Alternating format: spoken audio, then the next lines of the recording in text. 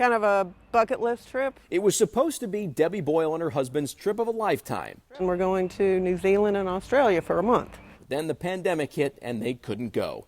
Boyle says a lot of the hotels, airlines, and other vendors refunded them. Not all, though. She said they were still out about $4,000, but they had travel insurance. No concerns. If something happens, God forbid, we're covered. We get all our money back. But she says the travel insurance company denied their claim twice. Of course, there is no verbiage in there for pandemic, nor did we think to look for that, right? I mean, I think that caught the whole world off guard.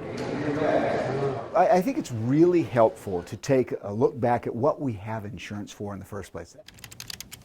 That's Cedarville University economics professor Jeff Haymond. He's CU's School of Business Administration dean and has a George Mason University PhD in economics. We insure ourselves to prevent unacceptable loss. And unacceptable loss differs for different people, different income strata and so forth. The pandemic changed travel insurance. You now have two kinds of policies, standard ones and cancel for any reason ones, which, despite the name, do not cover every reason. Before COVID, typically neither covered pandemics. Now, most standard policies still don't, but many cancel for any reason policies now do cover pandemics. But there's a lot of gray area. So what do cancel for any reason policies typically cover? We talked to Mark Friedlander with the Insurance Information Institute.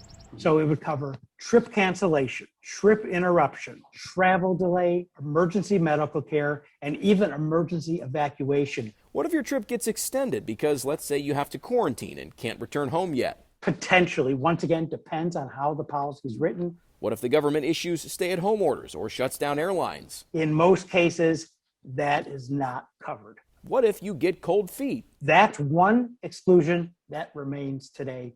You cannot cancel a policy for being fearful of travel. Back at Cedarville, bottom line, Heyman says when it comes to travel insurance, if you can't eat the cost of the trip, don't plan it in the first place. He says be able to budget for the trip and self-insure, saying don't buy insurance for something you can afford to lose. There are some people that have to go see somebody, a family member, for whatever reason. If they were to have to eat a $400 plane ticket, that might mean they can't make a car payment. That's starting to get into the unacceptable loss. But for most of us, we want to try and budget so we can handle those kind of losses because they are relatively rare.